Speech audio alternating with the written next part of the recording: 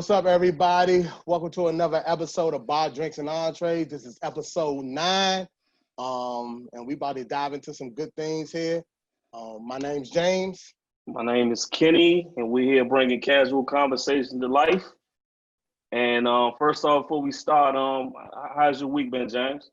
Man, we're going to dive into it deeply, but as we know what's going on and what's been going on, so that's been really the protesting and the police brutality is what been on my mind all week. Because it's always happening to our people, but you know how it go, man. What about you, Kenny? Same here, man.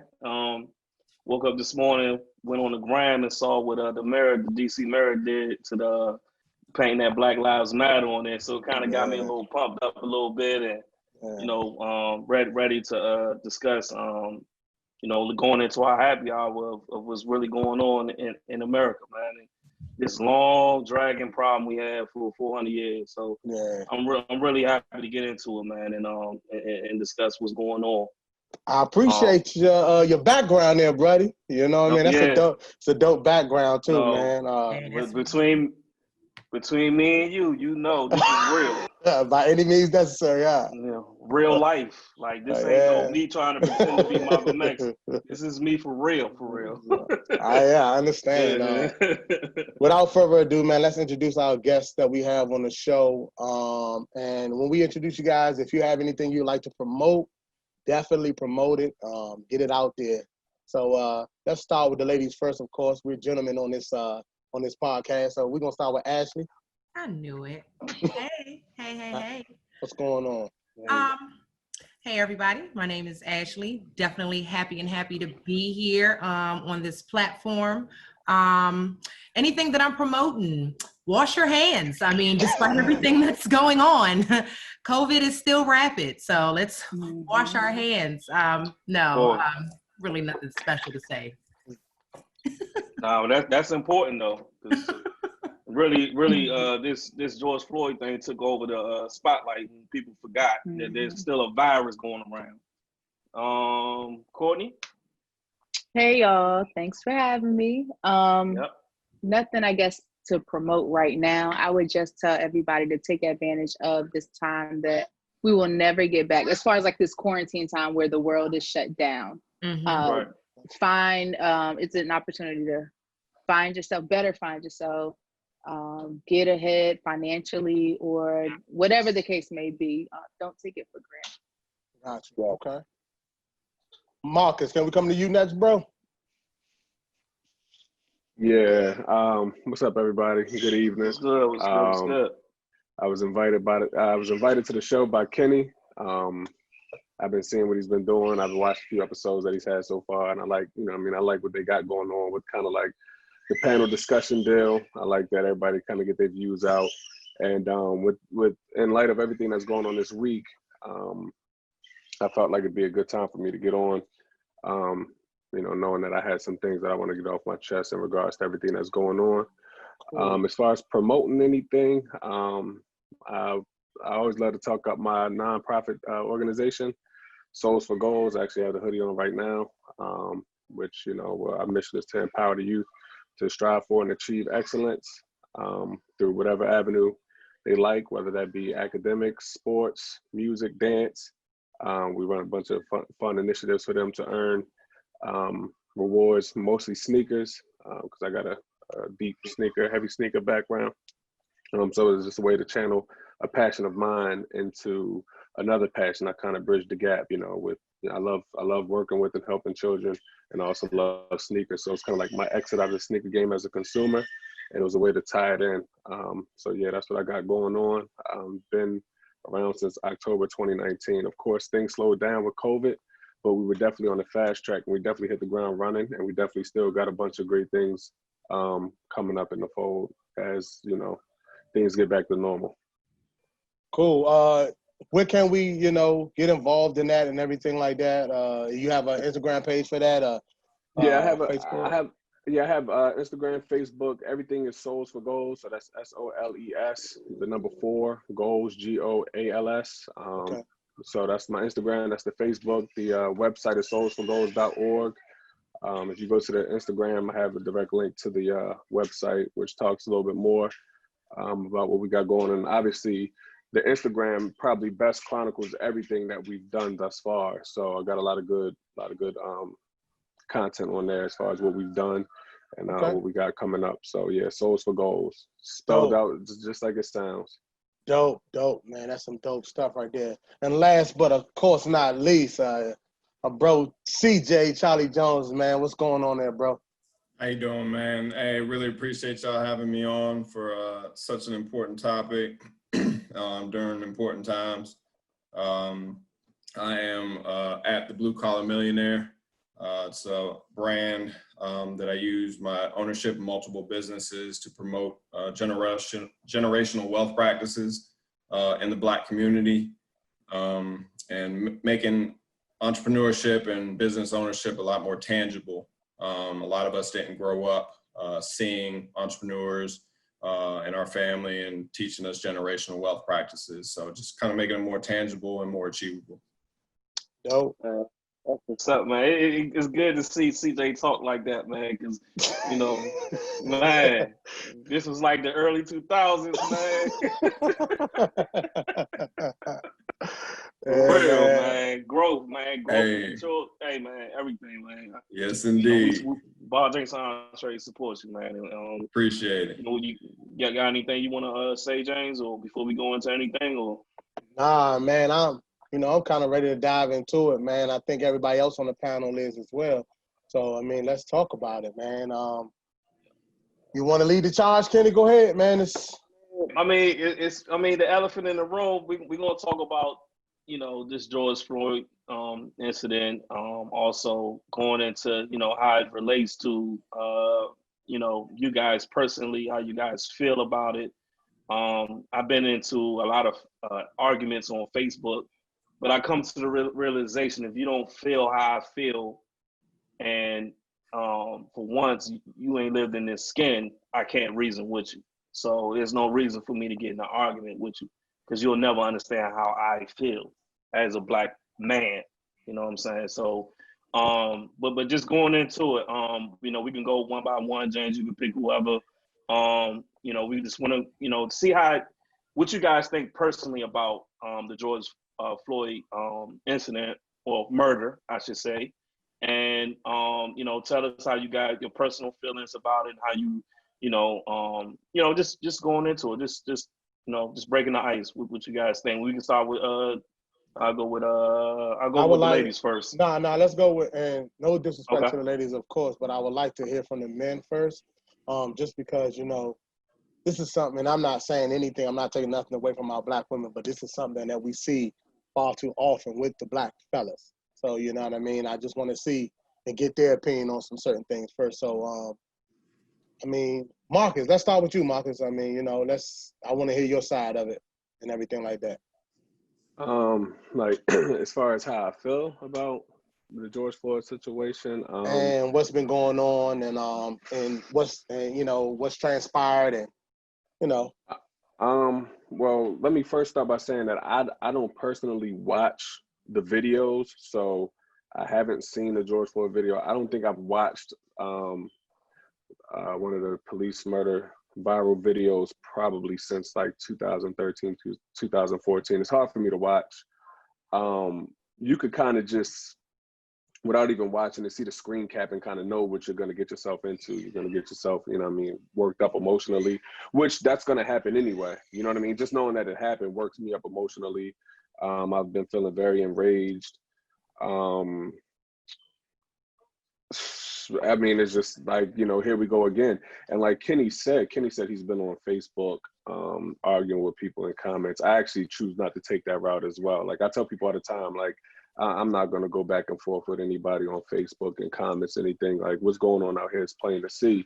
But this time around, I've taken a different approach, and I've just put videos out on my personal Instagram page, kind of talking about my opinions on certain things as they come up around, because a few different things have come up around this particular issue. So I've just voiced my own opinion about it, and then let people think or say whatever they want based off of that. But as far as like going back and forth with people, I just can't do that. So I just been, I've been, and then, we're working too. So I've been working through all of this and trying to focus on work, but I've just been enraged and I've just been wanting to get that out there. Like, it's been a good way to just channel my anger, channel my stress, channel, everything that I feel towards it. It's just been through like voicing how I feel, you know what I mean? And being public about it and being unapologetic about it. And kind of just like I've seen a lot of people take like the uplifting route, and that's cool too. My friends, they like to say I'm more of a radical. Okay. So my approach has kind of been like, I want to offend people. I don't want people to feel comfortable about what I'm saying. You know what I mean? Like, I want people to look at me like, man, this dude, like either you feeling me or you looking at me like, man, bro, it's tripping. You know what I mean? Like, I'm just tired of, you know what I'm saying? Like I said, this is happening and we're all uplifted, and that's cool. Like, but we got to do that every day anyway. When in these moments, like I'm not in the uplifting spirit anymore about this shit. Like, I mean, about this stuff personally. Like, I can't do it anymore. I can't sit here and just, you know what I mean? Like, feel like, So you ready for action and you with whatever. Like, I'm loving the chaos. Like, I'm with all that at this point. You like it's the message we got to get across, because, you know what I mean? Everybody's like, I mean, like, to touch on like the protests per se, like, a hot topic at the beginning of the week was like, what message does that get across? But, you know what I'm saying? At the same time, it's like, how else does the message get across? It's waking people up, you know what I mean? And it's applying pressure, So if that's what it takes, I'm not more so concerned about commercial properties and buildings that could be replaced, rebuilt, you know what I'm saying? When we out here losing lives on camera every week, we can't even get charges pressed, let alone convictions, you know what I'm saying? So, by the people that quote unquote protect and serve, which they don't do that, you know what I mean? But that's a whole nother discussion that I'm pretty sure Kenny's gonna get there, how I feel about police in general before this happened, you know what I'm saying? So it's just, I'm just angry, I'm upset, you know what I'm saying? We definitely gonna get there. Get there. CJ, let's come to you. And he mentioned police, and I know that you were a former police officer, and I know that's kind of tough for you being a Black police officer as well. So what are your thoughts first about that, and then, like, how would you, as a police officer too, like? Yeah, I'm a bit torn, simply because I have a very different perspective than most, right? So I'm a Black father, I'm a Black man. I can see myself in a lot of the situations that have fell upon some that came before me and the issue. But at the same time, coming from my experience in law enforcement, I understand some of the nuances and some of the training aspects that come with the profession, right? You get a lot of people asking in certain situations where when they see it on video, why didn't they shoot him in the leg? We're trained very differently than that. It's not that simple. It's not that cut and dry. And if I ask one of you, do you want to go home to your family? Do you want to go home to your children, or take the chance of dying? I guarantee you, every single one of you is going to say, I want to go home to my children. I want to go home to my family. And that mental aspect of it, when you're looking down the barrel of a gun, it completely changes your way of thinking. But at the same token, I don't condone the racial aspect, the motivation that has come from a lot of Black men and women that have died at the hands of the police. So, I have two different perspectives as a Black father and as former law enforcement. And I have the fortune to be able to speak on this topic, years removed from being a police officer from early on in my career. If you would have asked me this question, when I first started, when I was on the police force, you'd be getting a completely different response. But now, with the perspective as a father of 3 Black boys, it definitely changes. It's going to change a lot of my responses here today. So cool. And one question I want to ask before I move to the ladies: as a police officer in that type of profession that you were in, and you seen something like that, because I don't know if you run across it or not, being from this city. I mean, work in Prince George's County and D.C. I mean, being a police officer in the district. But would you, in that space, would you stop it, or would you, band with the police at that time? Well, I do want to ask that question before I move on. Yeah. So it's a difficult situation because the thin blue line is a lot thicker than most people think, right? So when things of that magnitude happen, yes, I was totally on the front lines of saying, hey, back off, or slow down, or something to that magnitude. But then when there was things that kind of straddled the line of, well within the right of the use of force continuum, or a little excessive, you kind of question yourself about speaking up, because if you spoke up and you were wrong, you could be blackballed. And this is a career that you're in. It's definitely a brotherhood in the locker room. So it's definitely a thin line that you're walking. In the situation of the George Floyd, blatant, those officers should have spoken up. Okay, cool. There's a ton of other situations that kind of are in the gray area. They get difficult when you're on the street. Gotcha. Cool. Ash, let's come to you. All right.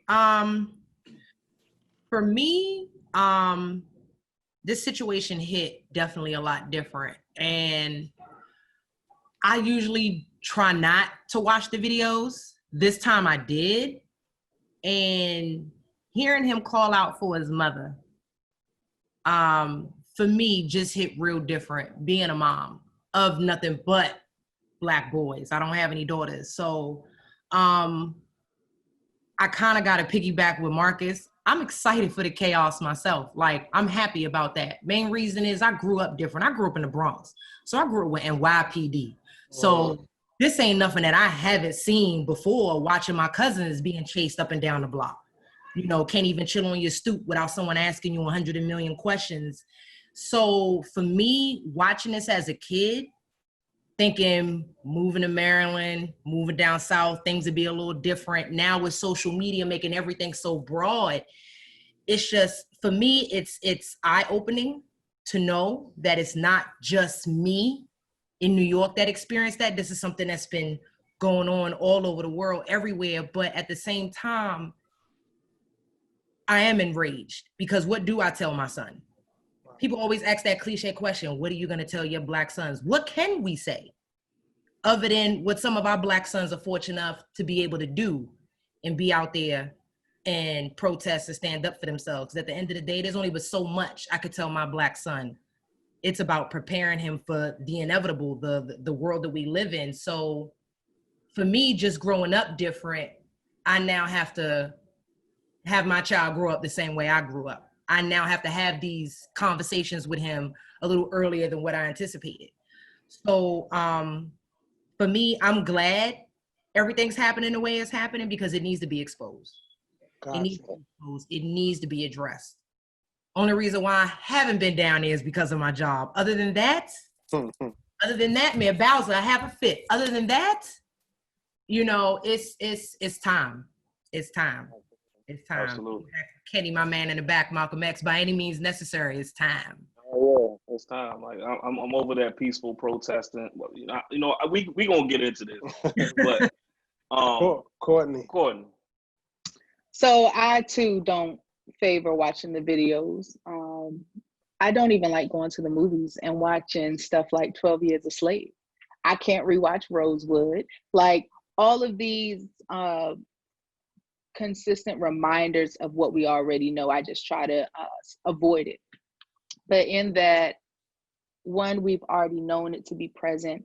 And I think that this was the straw that broke the camel's back. And yes, we protested with in Ferguson and various parts of the country for so many of these instances that have happened. But this in particular, I don't know what it was. And I think that altogether, 2020 has been a year of forcing everyone to face themselves. And so America included, like we are now looking at ourselves in the mirror. We're looking at ourselves as a country. We're looking at ourselves as a people, like as far as Black people. And I think that we have work to do in our community. And I think that this is an opportunity for us to really show up for ourselves. And I think I'm all for protesting, and I'm here for whatever you feel like your protest is. I support you in that. And you know, it's a whole bunch of talk about these people condemning other people for the way that they're choosing to protest. I'm here. I'm backing everybody, like you said, the chaos. But I think that now is a chance for us to shift as a people, meaning like, what are we doing with our money? What are we doing with our voices? How are we educating ourselves? How are we educating each other? How are we empowering each other? And I feel like now we are so empowered just over the past 9 or 10, 11 days. It's different. And I think that we all need to take advantage of this. And we are, I don't think Black people, for real, you Black. But this particular group of people that's on this call, we are privileged. We're privileged within our community. And I think that this is a chance for us as privileged people to figure out how to pull up those that aren't necessarily exposed to the resources that we have on a consistent basis. You know, like we're in DC, we can go in a room and shake Mayor Bowers. Like there aren't that many degrees of separation between us and people that can help make a shift. But there are also people in our communities, family members, friends that are not so fortunate as we are. And so we have to figure out how to close the gap between us and them, and then figure out how to close the gap between us and them, meaning Europeans. And I'm behind, like I said, I'm behind however people choose to protest, because I think it feels different for different people. I don't know what it feels like to look at something on TV or look at my favorite rapper or my favorite celebrity, and I don't know what it feels like to look at them and not believe that I can attain the things that they have. So yeah, if the glass is broken, I'm gonna go ahead and I'm gonna get what I want. And so who am I to say that they should feel a certain type of way or anything like that? But to kind of sum it up, I'm outraged too, and I just want to help in any way that I can. And yeah, I think that's all. And Candace Owens, I just learned about her last night, and I stayed up till like 2 o'clock in the morning watching her videos, and she is just something else. But you know what? That is something internal, and it's unfortunate that she has such a platform to say the things that she's saying, but her battles are internal. Yeah, we're getting to Candace on, but I don't even want to say her name no more because I don't even want to give her the satisfaction. Yeah, but she's something else. Yeah, and one of the things that I want to get into before we get into that lady and other things is discussing the police and you know CJ ex-cop. I've like when we were kids. I don't know the age difference. Kenny, can I interrupt? Former. It means two completely different things. Teach me, brother. Teach me. All right. Okay. Former. And so, like, I don't know the age difference and things like that, but I can remember the Rodney King and me looking at my father and how outraged they were when they found out that all 6 of those, or how many cops it was, got off. And the video was right there. This is before social media and everything. Someone had the time to camcord, I guess, put together a VHS tape and tape the beating, and all of these officers get off. And what I'm afraid of is, because, all I want is reasoning. I'd rather people sit down and understand right from wrong, and look at it with an open mind. But privileged people and things like that, they'll never look at it like that. They'll always be on the defense. But like, I kind of see, like, if they let these officers off like they did 30 years ago, I mean, what do you think would happen, dealing with this? I mean, so what I'm saying is, how can we correct this problem? Is it training, police training? Is it officers that need to step up in the field and not be scared when they see their officer out of line doing something? Because like I said, there was 3 officers. There was one holding his legs, there was the other on his back, and another one was on his neck. They cut all the circulation off, as far as oxygen is concerned, and he died right there on the scene. 3 guys hold down one guy in handcuffs. And I saw a video of them before he got on the ground. They was beating him in the car.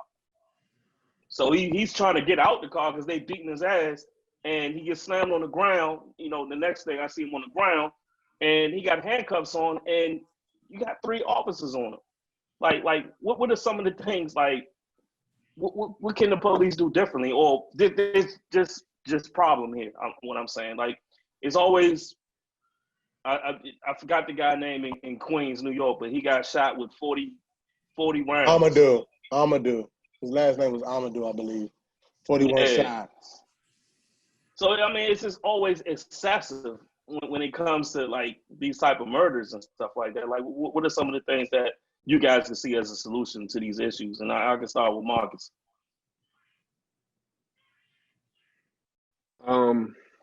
It's one solution, and it's one that I'm seeing that I've always preached, but it's ironic because I'm seeing it pick up a lot of traction throughout social media.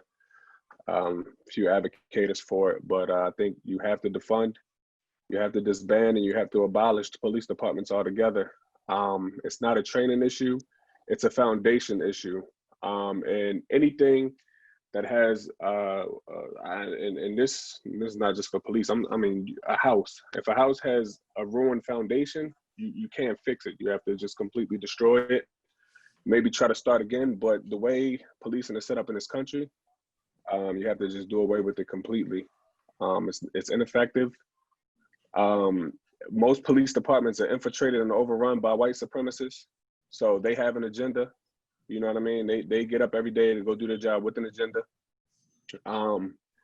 I live in a city where the police department is just completely corrupt, top to bottom, from leadership. They're in a network, and then it's a network with, the district attorney's office, the state's attorney's office. So, you know what I mean? Like there's like this partnership there, where we've seen, I think Baltimore's version of Rodney King is probably the Freddie Gray case. Something you would expect it or assume to be open and shut, and the cops walked free, every single one of them. So I just think you have to redistribute the funding that you give to police and police departments to other initiatives that can also help cut back on crime. I think here in Baltimore City alone, and I'm gonna speak for Baltimore a lot because I live here and I'm kind of in tune with what's going on. They have a $500 million budget for police alone, and that trumps by far any other sector in the city. Education, which is one, because the education is underfunded severely.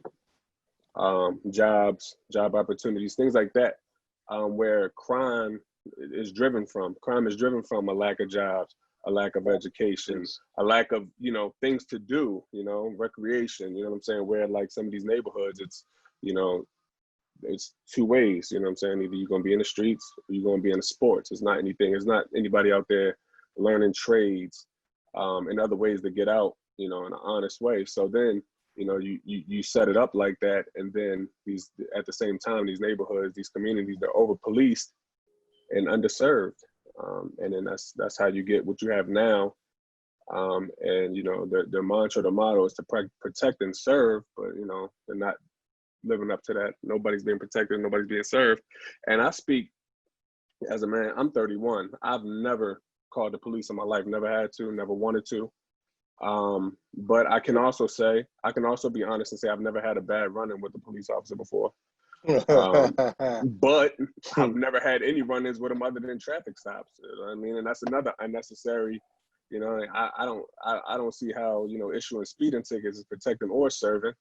You know what I'm saying? Another, you know, in my opinion, unnecessary, you know, thing that lies within policing. And I just think you have to blow it up.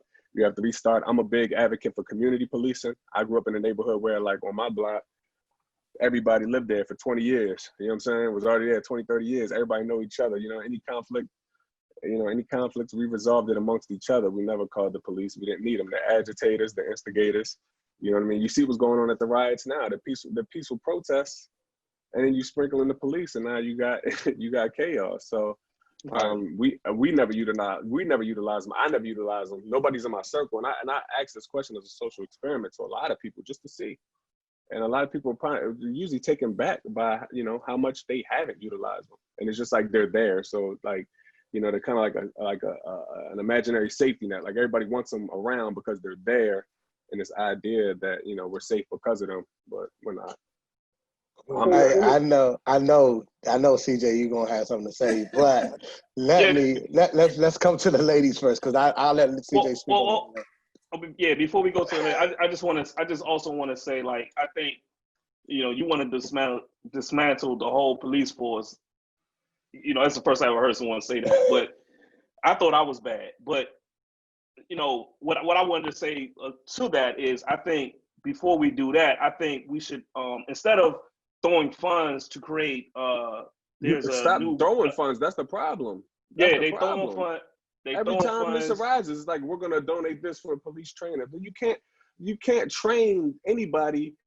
But because a lot of these issues, a lot of these instances that take place, it's I guess you could call it human error. I wouldn't really call it human error neither, because it's not a mistake, but it's a situation where, like I said, a lot of these departments are infiltrated by white supremacists. A lot of these situations that happen, these people have an agenda. I just watched a video earlier. A police officer has a gun drawn on a man on the ground with his hands up, and his 90-year-old grandmother comes out to stop the whole conflict. What is your gun drawn? That's not that's not a lack of training. He's gone through training. What is your gun drawn for? You know what it is? It's when the police investigate these incidents. They investigate their own crimes. I mean, they're seeking their own vigilante justice. You know what I'm saying? They know they're gonna get off. They know they're gonna get off. But come on, before we go on a rampage on this, man, we still got some other people on the panel that I'd like to let speak. Before I let the lady speak, and just to speak to that, and then I'll let you guys have the floor. But I just think, and even talking to some of my friends, that because I work for Park and Recreation, and we have our police force on Park and Recreation. And, you know, one thing that he told me, and it's very true, that, you know, some of these police officers are policing communities that they have no investment in. You know what I mean? That's one thing that's big. They're from out of town. They don't know anything about the community that they're policing. So first and foremost, you're policing a community that you know nothing about. You don't know the people. You don't know them. You don't talk to them. You haven't seen them before. You don't know anything about this community. Some of them never seen a black person before in their life, until they became a cop. Right. So he was telling me that these are some of the reasons why, when you don't have an investment in the community, or you don't have that you know, being a community leader, because this is your community, this is the community that you service, and you know the community, why would you feel any kind of empathy or sympathy for these people, or even understand them, when you don't know them and you don't get to know them because you're not from this area, you're not from that area that you're policing. So before, like I said, CJ, we're going to let you go, man, but you know, because you're going to talk from experience as well, but I definitely want to hear the ladies as well. So Courtney, let's come to you first about that. What do you think that, you know? What do I think about police officers? Oops, sorry, my light cut off. Sorry, y'all. I think that I don't think that it's a training issue, because I think there are different there's different practicing when it comes to a white person committing the same crime as a black person. So I don't think that it's training. I think that like Marcus, I'm sorry, I think it was Marcus, said, it's a foundational issue. It's systemic. It's what has been taught for hundreds of years, centuries. And I don't really know. I don't have the answer to that. I can't sit here and say like, oh, I think that we should do X, Y, Z. And I also think that we need more diversity and inclusion when it comes to politics in general, just period. And I think that we should be so heavily saturated in higher positions that the one person that we have in power, like President Obama, he's afraid to make a radical move because they might kill him off like Dr. Martin Luther King or like Malcolm X, like they might just do away with him because he wants to do something that is radical in empowering his people. And so if the more we have in higher places, the better we would move just all together, because we would then work together in higher places versus, okay, even at our level of work, how many times have we walked into a room, a meeting, and it's just been us? As my mom would say, we're the only speck, in the room. And so I think that that's a start.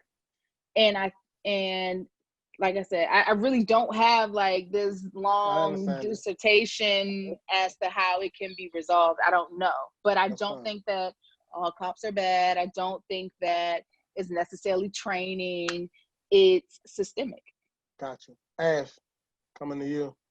So just having my own unfortunate personal run-in with police years ago. One thing I know about a lot of systems like that, it's run by the government, it's funded by the government. And like every government agency, you have what you call a union. I think the biggest issue with a lot of these police forces is their union. Unions are put in place to buffer big mistakes like this, to keep some of these officers employed. And that's one of the issues that they brought up in Minnesota, was that the union is the biggest problem. So there's layers to this. So not so much as far as defunding, it's looking at the structure of how these police officers, these police stations, these districts are operating, and then looking at how the union is functioning. Unions are placed in every government agency strictly for a cover up, because if it's not the cop that's going to talk, it's the person that the cop assaulted that's going to talk. So that's when the union comes in to hush and make everything quiet. And that's one aspect that people aren't looking at in the police forces. There's a system put in place for the buffering of the error or unethical acts that they engage in. So outside of, I wouldn't even say defunding, but look at how these funds are being misappropriated, and for what? And what are they being used for? Like you said, you got $500 million to give to Baltimore City Police. What is it being used for? Who's monitoring where this money is going? Once again, you got to infiltrate the system, because more than likely the person that's monitoring that money is also someone who's friends with that person in the union. So it's all about money and greed too. Government's real tricky, tricky, real funky. Yeah, I definitely think that we need more of us if we're going to keep, like I said, I don't know about abolishing police. I'm not sure, but I do know that I think we need more of us on the force as well, because we need to infiltrate the system. I do believe that. I definitely think we need more people on the force that look like us, that come from where we come from. And to Ashley's point too, like I don't think like dismantling, I get it, I understand the frustration, but I also think like, they're getting ready to create an agency called U.S. Space Force. So you telling me you care about what's going on in space, and we got plenty of issues here on Earth before we even think about what's in space. I'm all about creating an agency or a third-party agency that's specifically tasked to investigate these type of cases. They're doing that because they're trying to figure out a way to leave this planet, so they don't have to deal with, I'm not going to even go into all that, but CJ, let's get to you on that, because like I said, being a former police officer, what do you think? Like, you know what I mean? Like, you've seen it. I know you have, so. Yeah, there's a lot to unpack here. Ashley brings up a good point with the union. The union is extremely powerful. I will say that. And they do shield its members from a lot of public scrutiny and punishments. I have been, I have seen that firsthand, right? But so there's a couple of different things that I believe, and I'm only speaking from myself. I'm not speaking for the entire community or the entire police departments across the country. But I think there's 2 or 3 aspects that can make a huge step in the right direction, right?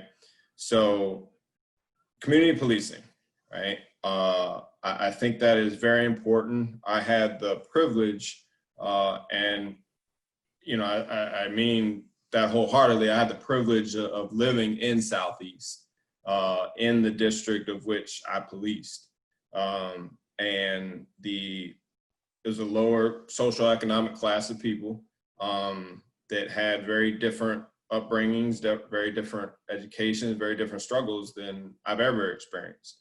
And so I was very much on the outside looking in their world. But once I began to live amongst them, I started to understand them a lot more. They started to become my community, right? So I understood the struggles. I understood the frustrations. A lot of police officers encounter individuals in these communities, and they're having a bad day, and their bad day can be way worse than any bad day that you could ever imagine, right? So any spark, any agitation can set them over the top. So you really decide and make different decisions when it's amongst the community that you live in, right? I was talking to one of my mentors about this very subject, and she brought up a good point that I had completely forgot about, that Kenny had actually alluded to. In a lot of jurisdictions, the police are policing the police, right? So when incidents occur, you're going before a board of other police officers, right? So it goes back to what I was saying, where that thin blue line is a lot thicker than you can think, right? So it's if James, you were on the board judging my fate, I guarantee you're gonna let a couple things slide. Of course. You know, of course. And right, wrong, or indifferent, you're gonna let them slide because we're friends. You know, and you're part of the biggest gang in America, like me. You know, right? You know, I had good intentions, right? You assume that I had good intentions in it, right? I know your heart. Right, you know my heart, right? So she had brought a good point up that when I was on the police department, they had civilians on the police review board. They didn't have a dog in the fight, and they were the link from the community and the community perspective to the police department. And they had a say, and their say had weight on punishments that were handed out. I think that could go a long way as well. Making police officers, one, live in the communities in which they police. Bringing back or implementing civilians on the police review boards. And on the larger scale, police reform and criminal justice reform with respect to qualified immunity. You guys ever heard that term? Yeah, but speak deeply into that real quick. So qualified immunity speaks to what Kenny was asking on why and how officers get off on a lot of these cases. And it's large part because of qualified immunity. So what qualified immunity is, and I'm not a constitutional law guru, but essentially it's a case where I have to commit a particular crime, if you will, that is identical to a precedent that was set. So I will have had to, give you a prime example. I go into a doctor's office, I break into a doctor's office because I know a particular offender did some crime in the doctor's office, and I rifle through the papers and I take all the confidential information. Well, if another officer doesn't commit the crime the exact same way, they can't be charged, right? They have to articulate that this police officer, there's precedent that states that they committed this crime exact to the letter of the law, which allows a lot of police officers' actions to go unaccounted, right? So qualified immunity is a big step in the right direction, repealing that or amending that constitutional law. And my next point is with regards to, again, Kenny's question on the shooting where there was 40 shots fired or whatever have you, right? Kenny, let me ask you a question. If I slap you, what is your response to me? Huh? You hear me? You're gonna likely slap me back, right? Yeah, retaliation. Yeah. Right. So we're not trained that way, right? So you bring a knife, I'm bringing a gun. Oh, We're totally get it. We're trained to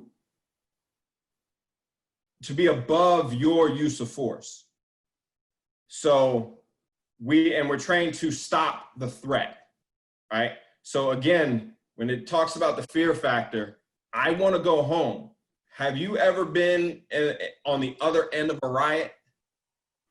That's a whole different feeling when you're the police officer. We're deep, right? But you got 25 of us amongst a riot of people. You see all the people on TV. It's a lot of people. And one person can put your lights out, right? Okay. So I'm not condoning some of the isolated incidences where, like the elderly man. There's 70 in Buffalo, right? Right, yeah. right. That's a whole different situation. But we're trained to stop the threat. Right? So I'm not gonna stop pulling that trigger until I see you hit the ground. Well, I agree. This is not TV. Like, we don't shoot the leg. Right. No, you shoot the kill. Right. And so, we know cinemass. So right. So Kenny, we don't shoot to kill. That's not the terminology we're trained with. Right. We're trained to stop the threat. All right. So if it seems like they take it as though stop the threat means shoot the kill. I mean, I'm just saying. To me, Kenny, hold on. To me, go ahead, Kenny, Ashley. Yeah, let me go. Before we go, Ashley. Oh, I'm sorry. My face is all screwed up over here. Yeah, go ahead, Ash. I understand that you are trained to be above the threat. But then why do they keep promoting this whole we're trained to de-escalate? You got to understand the mindset of the people right now. So where does that de-escalation part come in? Because if I'm upset, prime example. All right, I'm sorry, I'm about to get into it. So I have a soror that works for juvenile justice system. And CJ, please correct me on this. One of the things that officers or people who are stewards of the law are trained to do is first assess the body mass of the person in question. So I stand 6'1". My 13-year-old son stands 6'3". I run into a cop that's 5'7". My son runs into a cop that's 5'7". Automatically, my son's deemed as the threat. So you're gonna rise above that and your next option be pull a gun? Where's the de-escalation? I think that's the part that's missed. They keep pumping this term, de-escalate. But then let's look at how officers are trained to assess what a threat is. And then look at the mindset you put people in. Hence why we got people down there on 16th Street lighting stuff up. So I ask you, where in that, in what you have just said in your form of training, where's the de-escalation before you need to draw your weapon? So when you gotta look at it on a case-by-case basis, right? So in your scenario, let's take your scenario. I'm 6'2", 225, right? If I come up on a young man that's 5'11", a $145. He can still put me 6 feet under just as much as someone that's 6'2", 225. So your size matters nothing to me, right? It's the threat that you pose to me is what determines my use of force, right? So if you come in with a knife, a lot of people think a knife can't do damage. A knife can do a whole lot of damage, especially if you're within a certain distance from the person. It only takes 1 or 2 steps and you're on me. So to assess the threat, as long as you have that knife still in your hand, you are very much a threat. And the minute you take that first step towards me, that alone can change the game.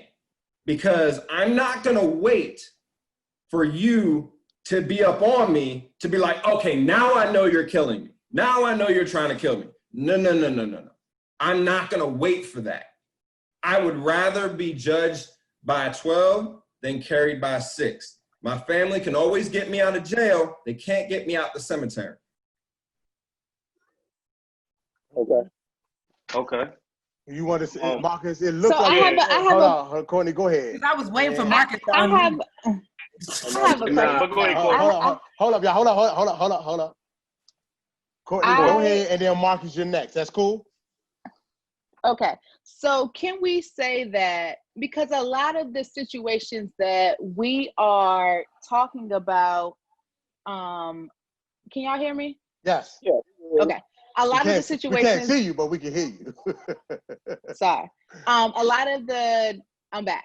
A lot of the situations that I am talking about is where that isn't present, where we're talking about innocent lives that are being taken.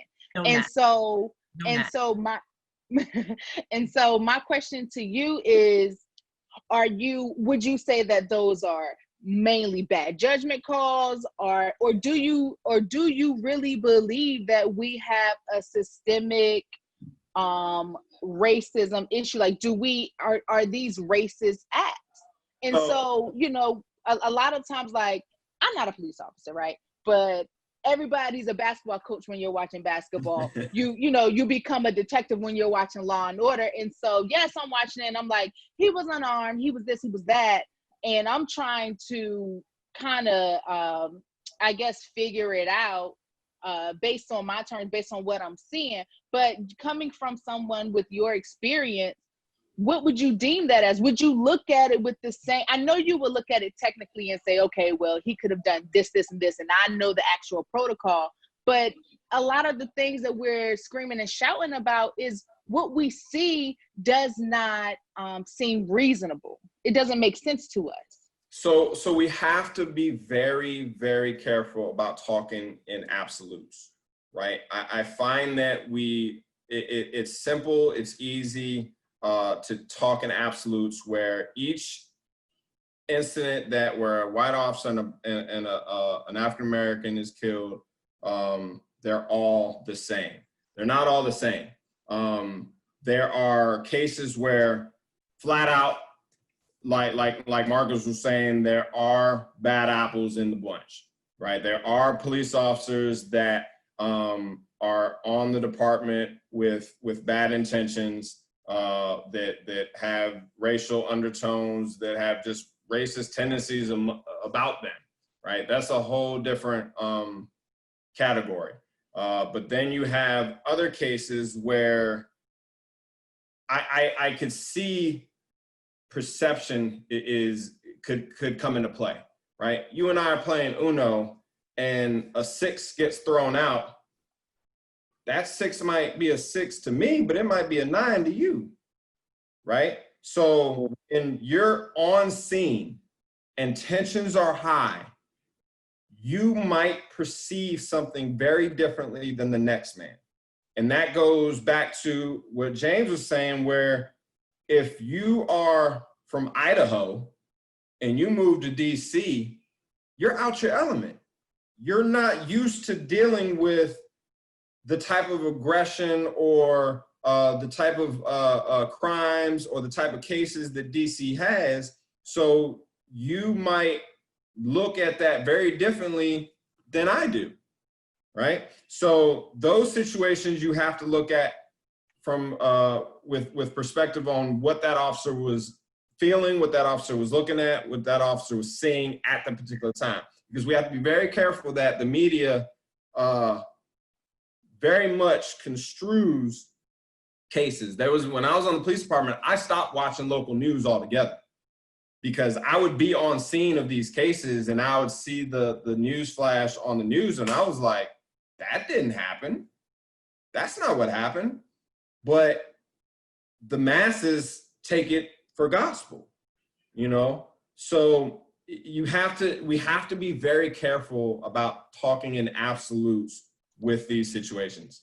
But it comes back to, I believe, just community policing, understanding the community of which you are ingrained in which you are policing, and just the experience of the officers. You got basically kids out there. I got on the department at 22 years old, 23 years old. I was still a kid, you know, dealing with grown men on the street. So because you can start at 18, right? Yep. Yeah. Well, no, you can be like a cadet, of sorts like that. But you can't officially be a cop until you're 21.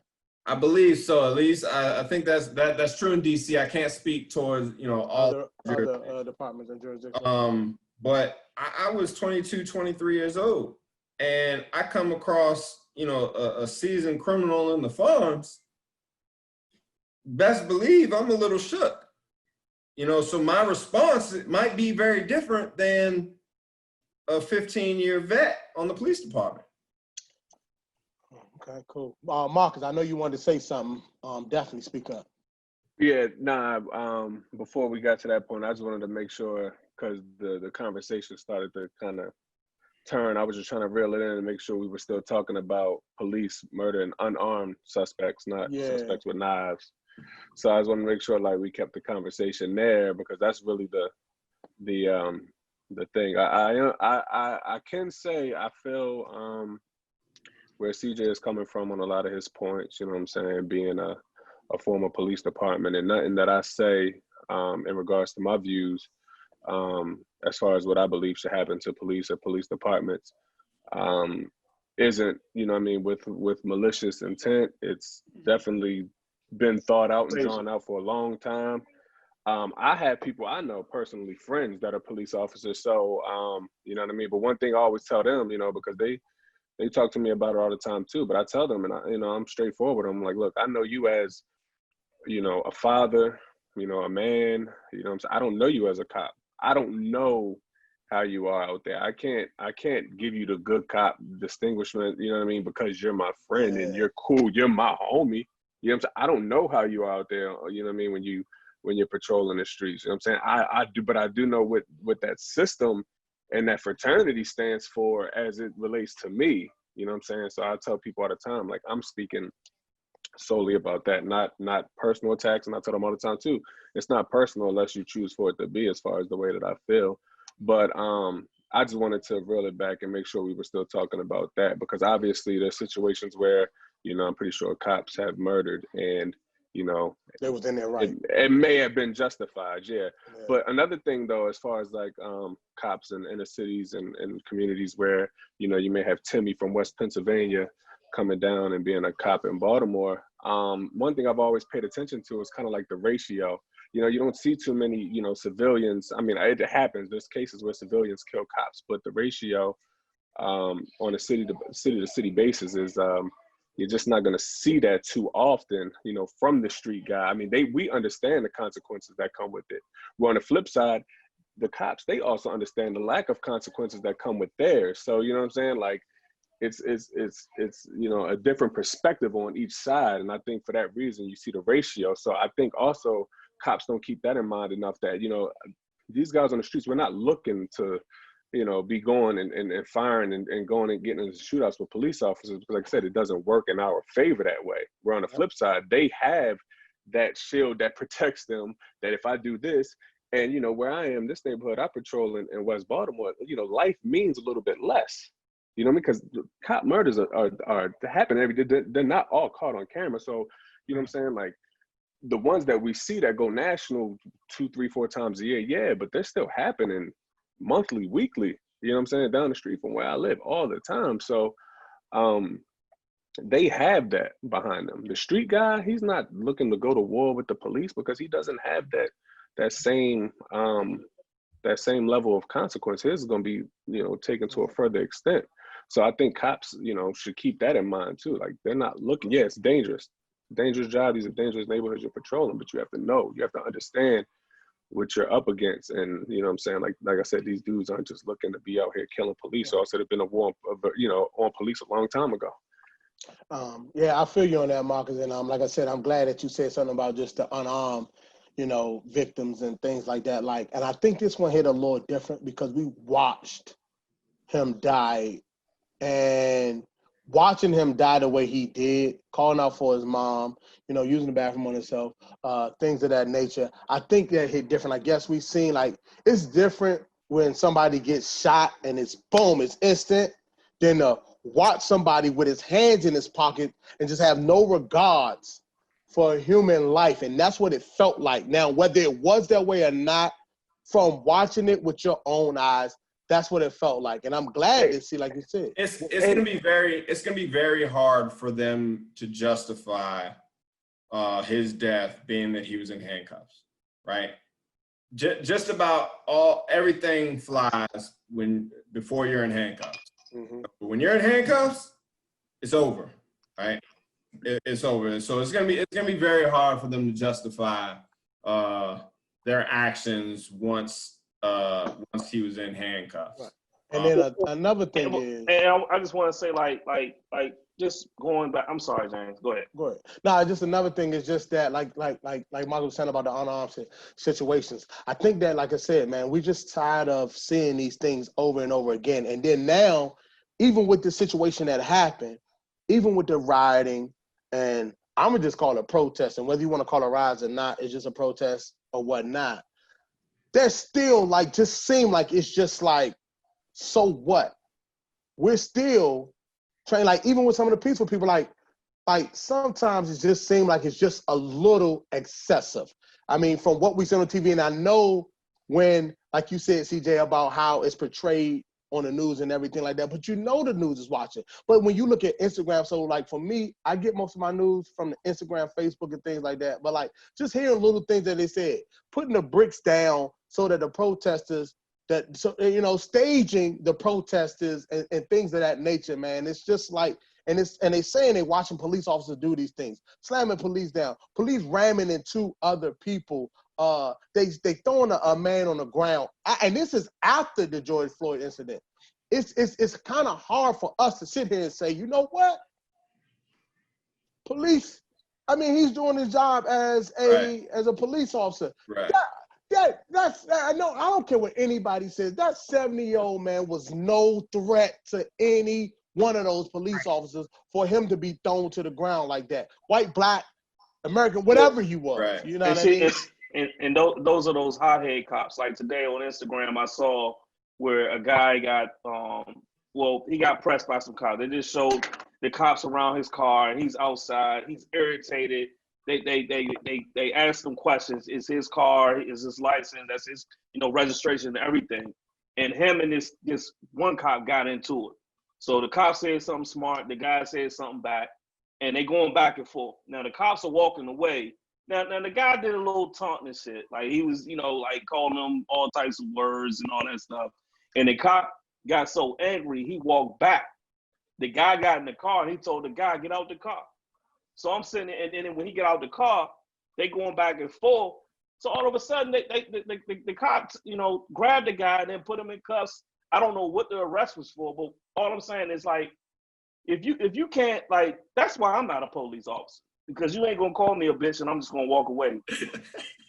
You know what I'm saying? So, but this is the thing, Kenny. In regards to that, as police officers, as sworn in police officers, they're held to a different standard by us, by society. You telling me you get sworn into that job where you're supposed to protect and serve, and you can't take being called a bitch, and you're going to be the agitator in that situation? You're going to hear much worse than that. I mean, I personally, like, that's why I say they're the agitators, they're the instigators, because, like I said, if you're going back and forth with somebody, right, and he's going to keep going, and you're walking away, you're doing the right thing by walking away. It shouldn't get to the point where you have to turn around and initiate physical contact, arrest, or whatever it is. You're the one that's held to the higher standard. You know what I'm saying? Yes. I've been in school. When I was in school, I mean, I was a head case in school. I used to cuss teachers out, all that. No, but as the teacher, it's up to them to just be above whatever I was doing or bringing to the table. The teacher can't just come haul off and slap the shit out me. You know what I'm saying? So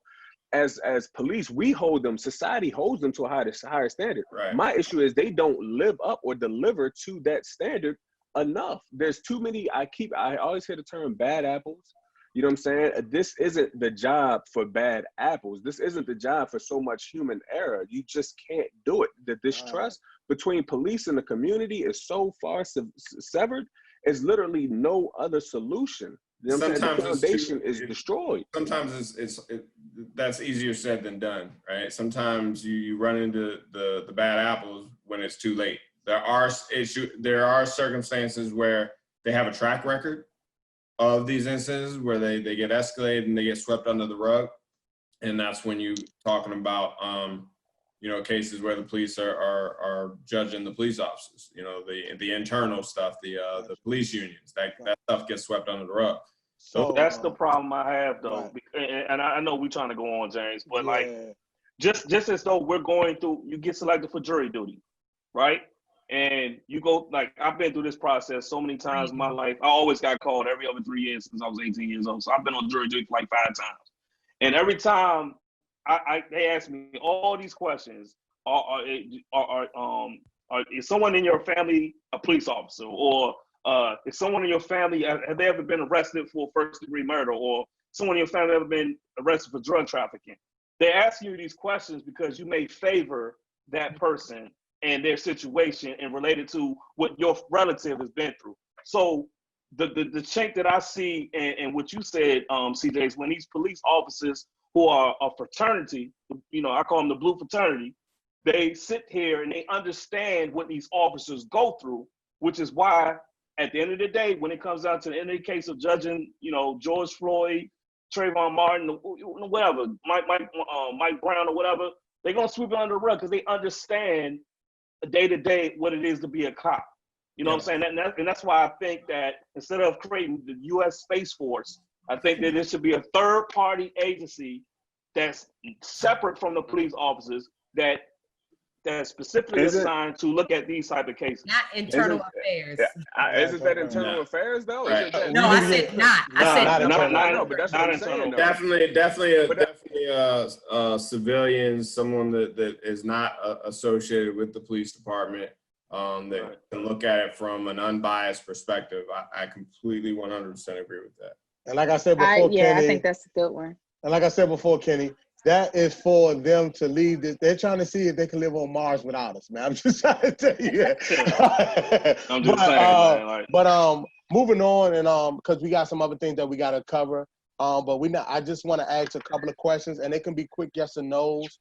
Some of them can, and we can go quickly into detail about it. But I have some questions that I want to ask you guys, and then and we can just start. We can go Ashley, Courtney, CJ, and then Marcus. So at what age do you explain to your children how to handle police officers? Starting with you, Ashley.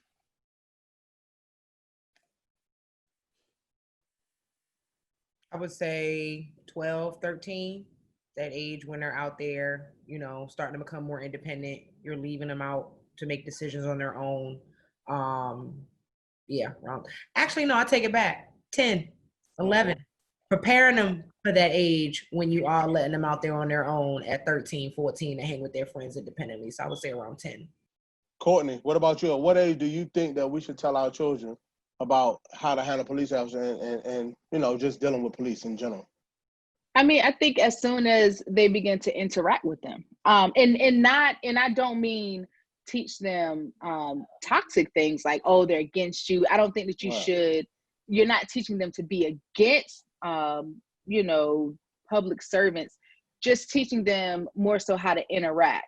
And so kids now, they're like 5, 6, 7, 8, and they're going to like the fire station and different, I guess on different field trips to learn about public service. And so if they can comprehend that, then I think at that time you should teach them how to begin to interact with them. Now, when you get more into what's currently going on, 10, 11, as soon as you believe your child is mature enough to understand what's happening, and when they, like you said, independent, they're then going out without you, teaching them how to conduct themselves. CJ? And how do you conduct yourself? But that's we don't have that type of time. CJ? So I think it's kind of along the lines of what Courtney was saying. I think it's when your child is mature enough to think, can think not in absolutes, right? Because all police officers aren't bad. You know, right now, I have young boys, they're, 5 and 2. Right now, they think in absolutes, right? Everything is everything. It's all one big pot. But the minute they can start differentiating between one officer from the next or one thing from the next, I think that's when you can start to talk to them about, because it's an extremely complex issue. Gotcha. Children may not be able to grasp it. So it depends on the maturity of your child, whether they can think, at that mature level. So cool. Marcus. Yeah, I got two things about this. One, it's like my oldest child is 8. My daughter's 8. So, and I've been kind of reluctant to even like think about at what age do I teach her, because one, what do I teach her? You know what I'm saying?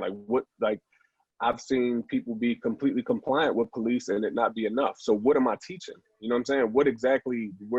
People talk about it. I don't think anybody even realize what's the talk that I'm having. You know what I'm saying? So I've been reluctant to even jump on that at all. I don't think I should have to teach a special class at my house how to deal with police. When we're talking about funding police for more training, when do they learn how to interact with people that don't look like them? That's simple. And I don't think it should be so much what we teach our kids as of in the right now. I think we need to teach our kids the history of where we are right now. Like, I think at 8 years old, my mother had me watch Eyes on the Prize. So by 9, 10, I knew about the civil rights movement. So I think it's the history we need to teach our kids to make them understand where we are today. Okay. The thing I've always I'm sorry. No, it's okay. Go ahead. The thing I've always given the most thought in regards to my children and them going out into the world alone or whatever is the importance of just not getting caught up in the system at all. You know what I mean? Showing them that you could be 10, 11, 12 years old. That one, mistake could follow you forever. You know what I mean? Just not being somebody that, gets in trouble with the law, period. You know what I mean? Not so much, how do you interact with police. Stay out the way, huh? Stay out the way. Yeah, absolutely. And just let them know, being with your friends and just, like I said, that one mistake or just that one bad crowd and that one incident could just follow you forever. So that's more so what I've always thought about. We don't get the privilege of second chances sometimes. Yeah. I mean, and a lot of people don't, you know what I'm saying? I mean, I wouldn't even pinpoint that as a white or a black thing, but I just know, like, personally, I've had friends that are going through it. And that's my biggest fear is for my children to get caught up in the system young. Cool. And not to cut nobody off. Real quick, Courtney, let me get to Kenny real quick. I'm coming back to you. Kenny, what do you think? You know what I mean? When do you... I'm trying to get through these questions real quick. I've been through this conversation before with my uncle and my father. They sat me and my cousin down and told us how to act accordingly if we pulled over by a cop or any instances. So I would say, I mean, just because it happened to me. Now, with girls, I don't know, because I got 2 girls. But for me as my father's only son, he sat me down at the age of 12. I'm talking, I had birds in the beak. one year, and then like the next year I had, I had that. I had that come. I think at this point, especially now that all of our youth are able to, like right now with the kids now, like I know my nephew, he's 4 and he's on YouTube, Instagram. I mean, not Instagram, but YouTube. So he can see these things. He has, not necessarily that he has access to it because, he doesn't know what to look for, but they're getting into this technology and seeing these things at an early age. I think it's as soon as they're able to understand what it is, you know what I mean? For me, even to this day, my mom still says something. My mom said something to me than that last time when it was police brutality. My mom said, James, she called me and she's like, listen, James, I just want you to know when, because I know you tend to say something back or you have a content and attitude. My mom said to me, listen, man, if they pull you over and they stop you, man, just comply, say yes, sir, no, sir, whatever have you, just to get home at night. So I'm still getting this tutelage or this information. And this was maybe like, let's say about 4 years ago, 5 years ago, things like that. And I was in my 30s, you know what I mean? And my mom was still saying those things to me. Well, you know what I mean? I say it happened for me so early. I never told you guys this, but when my father was my daughter's age at 8, he witnessed his uncle get murdered in front of the police. They shot him. The police shot him? Shot him. Shot my uncle dead. So he took it as though he made sure he told me how to act accordingly because he didn't want to see that same. So I think it's a lot about upbringing because I grew up in a good neighborhood, but my father felt as though he had to sit me down and tell me that. And I think it comes from experience. But it gets difficult though, because like Marcus was saying, like what is accordingly, right? Because you come across these cases that it's like, damn, I can't find anything he did wrong. Like I've done that. Like I can, like with the case in Atlanta, I'm athletic. So 9 times out of 10, my kids are gonna be running, lifting weights, and I'm in real estate. So I can very much see my kids running down the street, going to look at a rehab. So what is accordingly? I get what you're saying. Yeah. Difficult part. That's what I was speaking to. Yesterday I went to a local park. I'm in Charlotte. And there was a protest, or what we thought was a protest. There was a lot of cars and people with signs walking back and forth. And so we started to talk to a few people in the park, and they were saying that it was actually a training of teaching people how to act accordingly when they encounter the police. That's crazy. And so I said, we have to have these things. Is the police there? But is the police there? That's who needs to be there. That's who needs to teach us what we need to do to ensure that we walk away alive, period. So I give you a real example, right? Where a scene that I was on, where I actually had to speak up. It was a very tense situation, and the officer that I was on the scene with was yelling at this individual, yelling at him to keep his hands up, right? Keep your hands where I can see him. And then right after that, he asked them for his identification. His identification is in his pocket. I'm like, whoa, whoa, whoa. And I told the individual, don't move. And I was like, and then I kind of took over the scene. Wow. See that going very left, right?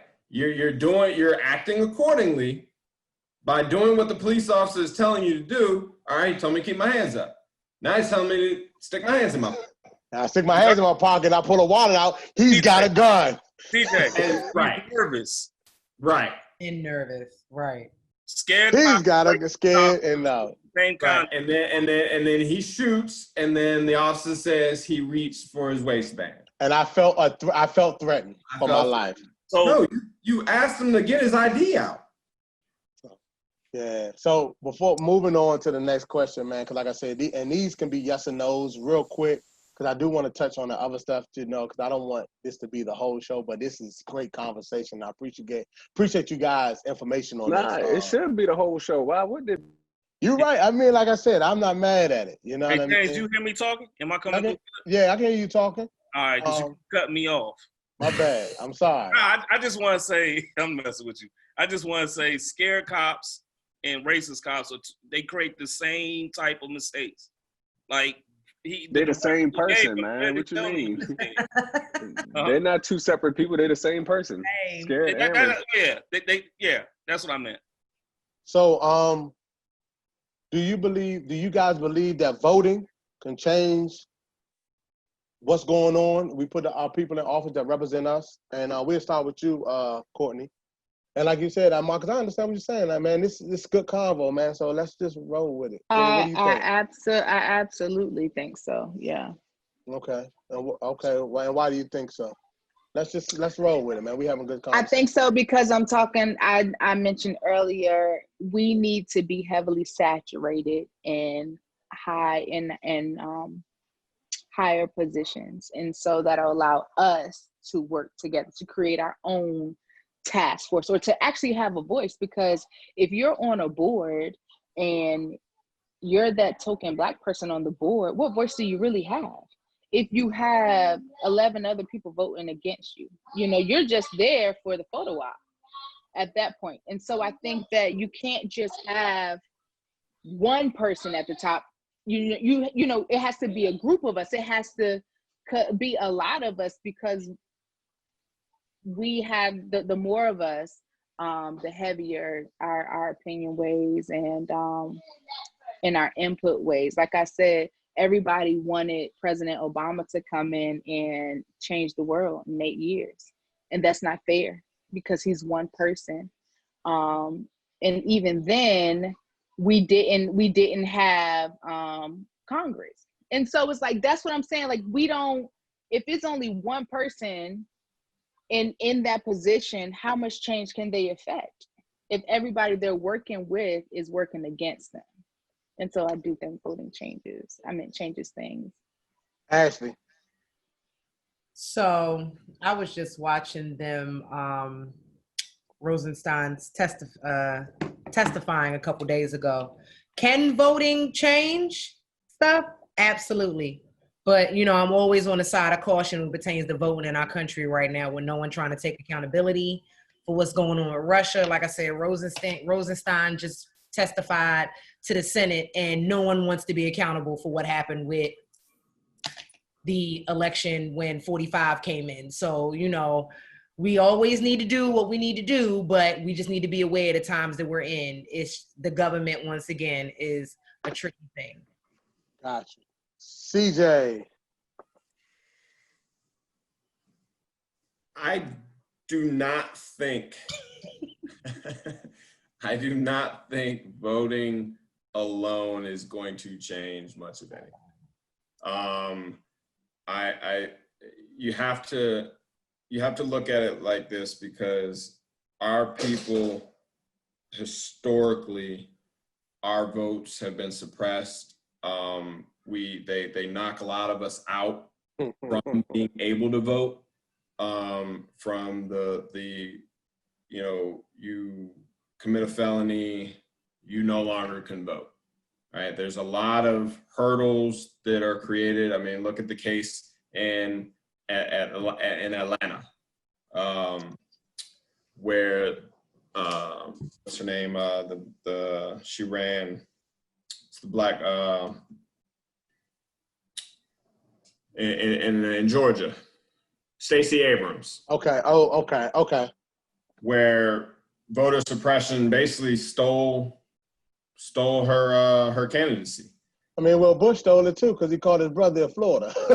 Right. I mean, that's another prime example where you can go out and vote all you want, but if the lines are 3-4 hours long, it's going to turn a lot of people away in Black communities. I don't think voting alone. Courtney, I think what she was saying was having not necessarily voting, but having more African Americans involved in politics. Gotcha. As opposed to just voting. Because, right, wrong, or indifferent, the Democratic Party has taken the Black vote for granted, and almost demands our vote regardless of what they do, and fulfilling their promises. You know, so I don't think that voting alone is going to change much of anything. Marcus. I'll speak more so on a local level, and especially in relation to what we're talking about now. No, voting doesn't help it. A lot of these corrupt police departments that pose a lot of these issues, or this issue that we're talking about now, are Democratic-led cities. So, I mean, there you go. They haven't. These regimes come through. They haven't done much as far as restraint as it pertains to policing. So that's my take on that. Gotcha. Kenny. There's a lot of things I can answer. I kind of agree with CJ. And just to give it another point, I think voting becomes important when we have people in seats that we can actually vote for that understand the Black agenda. It look like us. And the things that we want. You know, like I never understood how a president can become the president of the United States and you're born with a silver spoon in your mouth and you've been rich all your life. Like, how can you understand the struggle? You know, another thing is that bogus ass electoral college. You know, like, you know, if it was up to the popular vote, Hillary Clinton would have been in office. Right. So it's a lot of corrupt things that I think we need people. I honestly believe, like, when I had my daughter, my youngest daughter, my oldest is my stepdaughter, and when I had my first biological child, my dream for her was to be in the WNBA, right? But you know, with growth and maturity and things like that, like I want her to take after her father. You know what I'm saying? So, but that's neither here or there. No, but I wanted, like, I with growth and maturity, like I think, like, instead of us raising our kids to, and arts is good, sports is good, but we also should open their mindset and, hey, you know, you should, you know, look at trying to be a judge, or you should look at trying to be something that can change this white supremacy systematic legal system that we have right now. We should push them to try to provoke change, to make change, and get them in these type of positions. And this is one of the things, like, I really take my daughter's education serious. She wants to be a doctor, but I'm also opening up her mindset. You could be a lawyer. You could be, you know, you could be a judge. You could be a politician or whatever. You know, you don't have to just, you're 8 years old. You don't have to just say, I want to be what my aunt is. You know what I'm saying? So, you know, it's a lot of ways of me answering that question. Go ahead, Jay. For me, I think we can, I mean, working with politicians and things like that, I think we can invoke some type of change when it comes to that. But we do have to vote on the local level. And I think what the problem is, we have to read and do our research and understand who we voting for in a certain extent. I know for me, I definitely believe politicians are definitely going to tell you what you want to hear. But at the end of the day, if we're not voting on a local level, you know what I mean? You don't know if you vote for a judge, like when it just says this and that and the third, like we just did our voting or whatnot. It just had to be turned in. But if you don't know who you're voting for, of course you're just going to circle it because it may say Biden in parentheses. So you're like, oh, well, since I'm voting for Biden, I'm going to vote for this judge because of it. Not knowing that this judge still, even though it's with Biden, which we, of course, hopefully not a conservative, but you don't know. You really don't know. And the thing about it is, you need to know. And then I think, if I'm not, hopefully I say the word correctly, I think it's referendums. We need to vote for those things. Is that the right word? I'm not sure. Yeah. Okay, referendums. Like, we need to vote for those as well. When you look at it, we skip, like, that voting process. I know when you go in there, you go in the booth, the first thing you're thinking is the president. But on a local level, local, county governments, local government, state government, we don't look at that in the same space. So when you don't look at that in the same space, like, for example, Governor Hogan, yeah, he opened up Maryland and said we can reopen, and we can start phase 1 in some counties. But PG County, the county exec said no because we still had the most cases. Prince George County had the most cases of corona. So like when you don't vote for some things, that starts at home, unfortunately, because the civics has been taken out of the school system. Of course. You would be amazed of how many people cannot name the 3 branches of government.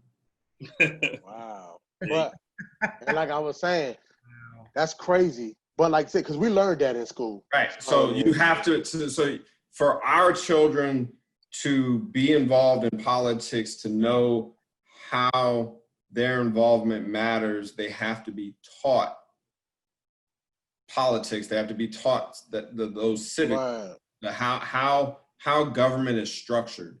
What is a referendum? They don't teach you that any longer in school. The civics has been completely taken out of. Gotcha. Because you said something too, James. Like on that ballot, my absentee ballot, it took me about 2 weeks because I had to go do some research and look these people up. But I look at things simply, and y'all probably gonna call me, Kenny, you shouldn't act. I'm acting a certain way. But when a rapper wants you to buy his album, he's gonna come where you at, right? He gonna go to the club you go party at. He gonna show up on Breakfast Club where you go and watch that while you working every day. He gonna make it a point that you see him so you can go buy his album. Why I don't know nobody on them ballots, man? So where I was voting, some of them were out there. Where I voted, they were out there. So like they're doing more for us. Like they have a thing called Voting 411, and some of them put their information out there and said what they had to say and everything like that. And some of them didn't. But the thing about it is, like, I think that when it comes to the local government, we have to vote on that, because like even when it comes to the school system, you can vote for those things. Like the referendums, like you can vote for those things and say, hey, no, we don't want that. We do want that. We don't want this. And I think that we get away from those things as well. You know what I mean? And I think that we need to do a better job of voting in that space, because like I said, I mean, at the end of the day, of course, I've been told this whole election year that if I don't vote for Biden, I'm voting for Trump. And I don't know if any of y'all heard that, but no. I'm assuming y'all did. But I'm voting for Biden because of the Supreme Court. It has nothing to do with Biden. I want to make sure whoever vice president he put in there is going to appoint, it's all about the Supreme Court justice for me. Yeah, because if they're conservative, you already know what it's going to be. Yeah. So it's just that I do believe that we should vote, but I think that we should pay attention definitely to our local level and our state government and county government as well, and not just pay attention to the presidency. So, I like the conversation, man. I appreciate you guys. Another question that I have is, do you believe that Black people should exercise their right to bear arms? Absolutely. Well, since you started, Ashley. Absolutely. Why not? Yeah, I'm with it. Why not? Yeah, why not? Courtney, why can't I see you? It's troubling me. There she go. But why do you say we should, Ashley? Everyone has the right to bear arms. And of course, within sensitive times, that's going to be the thing to do, but it's all about equal rights at this point. So the question is, why not? Gotcha. Courtney, I know you said you feel as though as well. Why? Just because we're not a protected class, period. And I don't know, like CJ says about the media. The media is a beast, and perception is an even bigger beast. But the Breonna Taylor situation, and to my understanding, he exercised his right, and he lost. He ended up losing his girlfriend, or Breonna Taylor ended up losing her life. But I think that we have to protect ourselves, and we can't depend on anyone else to protect us. So yeah, heck yeah. And before I get to you, CJ, the sad situation about that was the reason why, and this is why I say maybe voting can change what happened. And I believe that was Louisville, Kentucky, right? It was a no-knock warrant. They have a law that states that they can have a no-knock warrant and they don't have to announce who they are.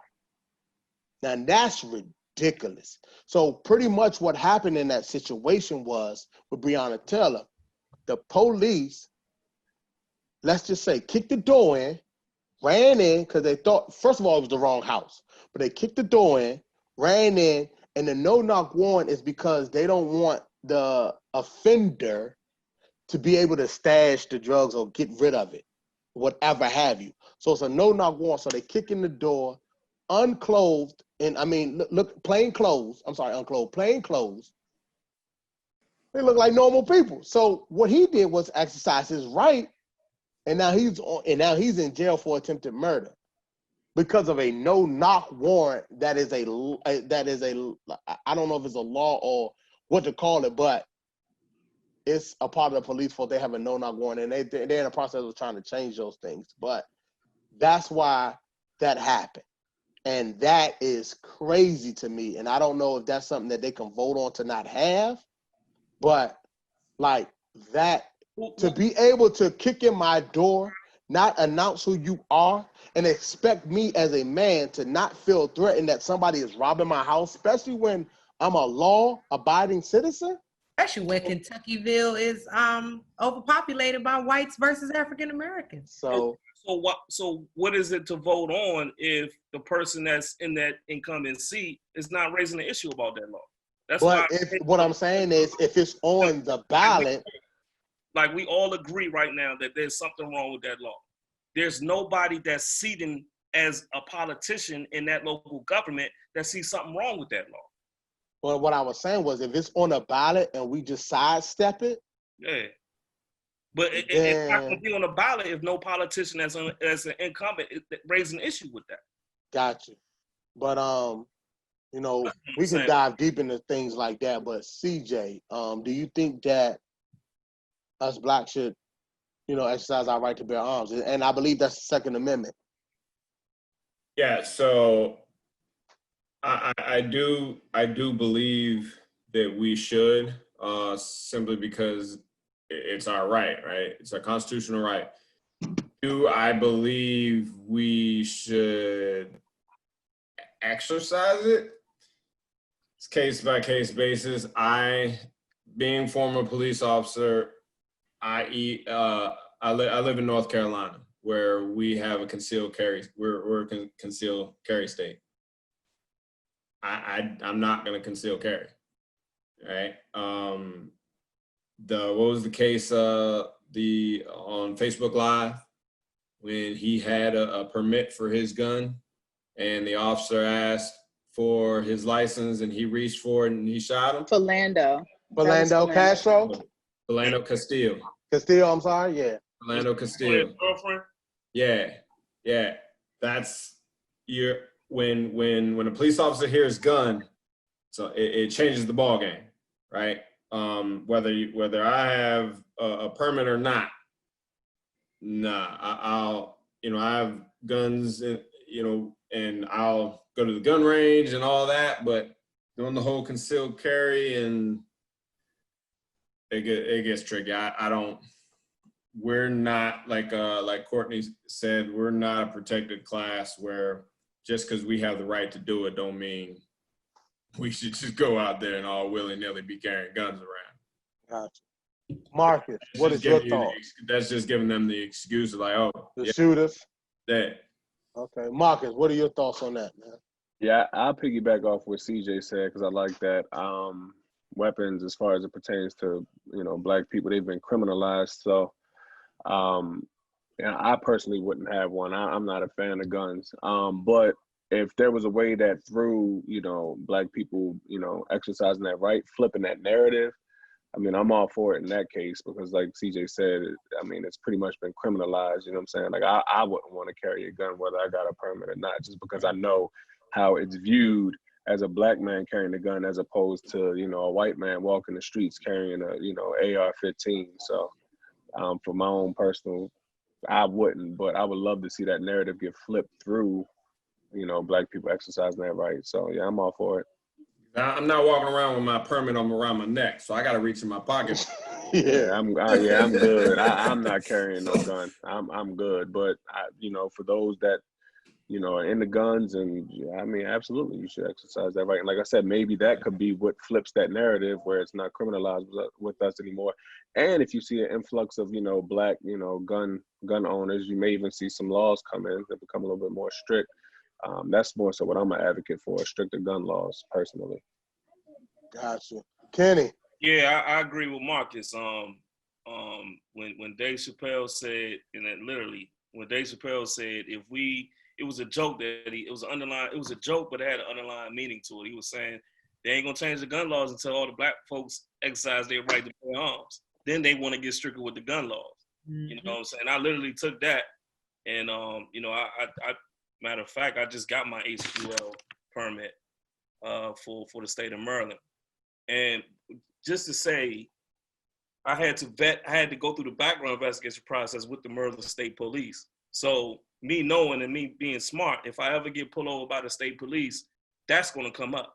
When they run my tags, they're going to say, yes, for a gun. You know what I'm saying? So be extra cautious. You know what I'm saying? So I understand that, but I made the decision to exercise my right. Hey, when you get pulled over, like I'm going to tell my sons, when you get pulled over, hey, they ask you for your license registration. Nah, you go ahead and get it. I'll tell you exactly where it is. My hand's gonna be on the steering wheel. Yeah, you go get it. Especially if they know you got a gun. Right. Yeah. Like Kenny said, man, I exercise my right. I have my HQL, and I also have a gun. So you know, I definitely exercise my right. You know, I think that, you know, it's my constitutional right, and I did take. And this year I definitely did do that. And, you know, I know me and CJ have talked about those things as well, and everything, exercising our rights and stuff like that. But I understand where you're coming from, CJ, about the, you know, not being in a position where you say, hey, but like I said, it's going to pop up. They already know I'm going to have it. Because like I said, we had to go through the state police to get it. So they know that I have an HQL. They know when I do believe that when they run my tag number, they're going to see, hey, James McCray has a HQL and and he has not necessarily a concealed. I mean, you know what I mean? Because like the license to carry is hard to get in Maryland. You know what I mean? To carry it's a lot. But be cognizant. I mean? Be cognizant when you do get pulled over that officer's spidey senses are gonna. Oh, I definitely know. So when he you're gonna get treated a lot different. When he walks up to that window, I will say this: hey, sir, I am licensed. If I'm able to get, you know, able to can carry, because even though I have the HQL, it doesn't mean that I can carry a concealed weapon. That means that I can purchase a weapon for home defense, not even a weapon, a handgun. But that doesn't mean that laws are different there. In North Carolina, I could actually have a concealed carry, and it was crazy to me when I went down to North Carolina. Like, you know, I'm buying, you know, some tomatoes for dinner.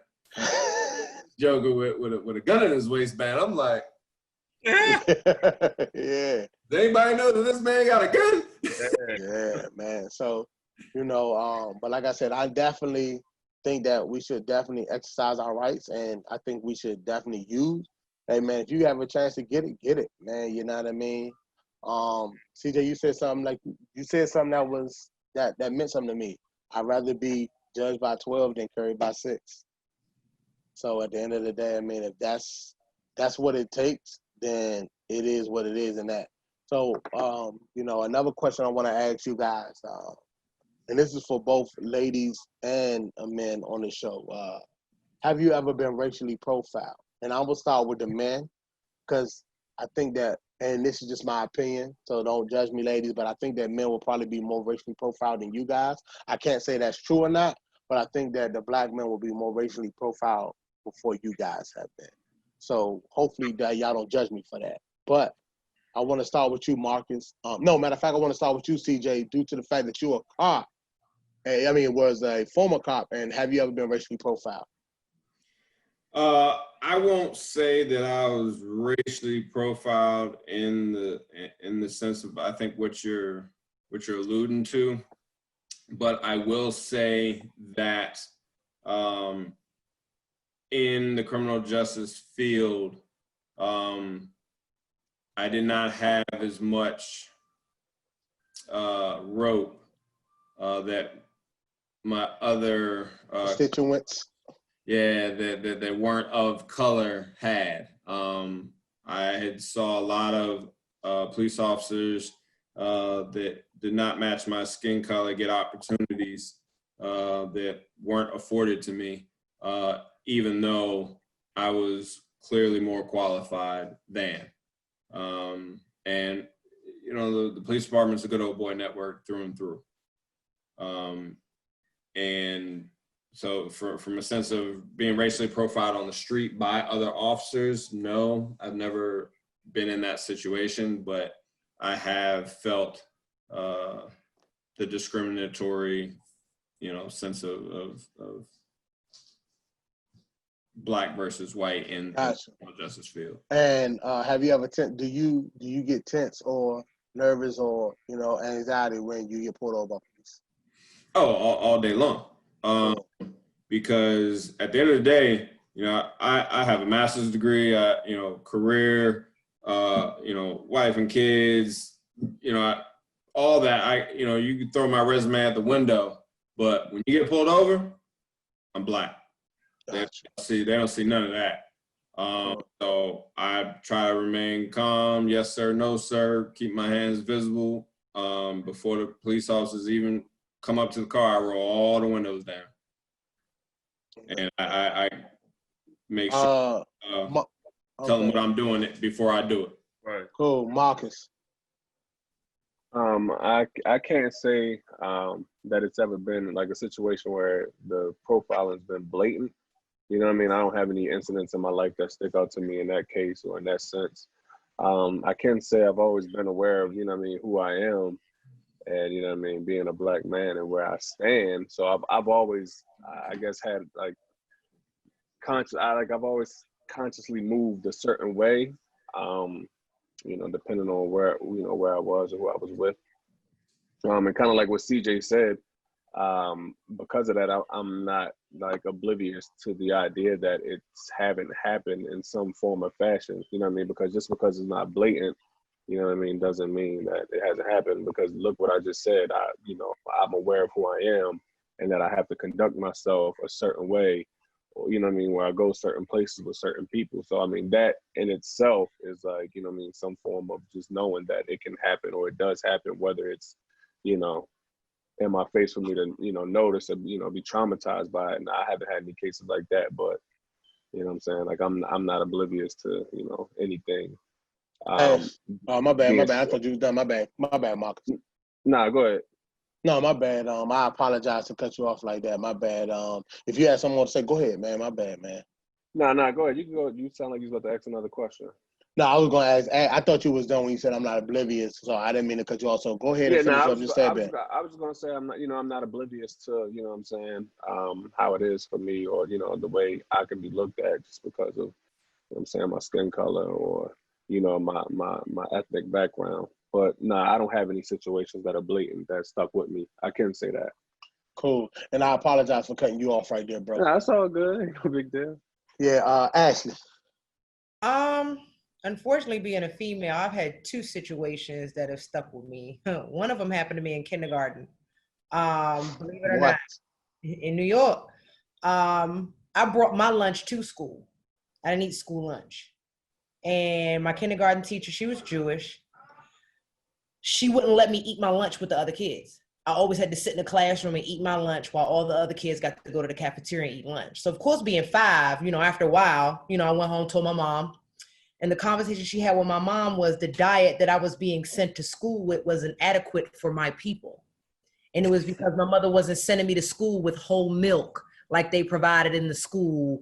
My mother wasn't sending me with the processed chicken nuggets. And it was more so mother had to remind her, like, you know, my child may look like there's Caucasian in there, but both of her parents are African-American. And if you've done your research, you know that African-American children are more susceptible to being lactose intolerant, which is why my child's not coming to school with milk.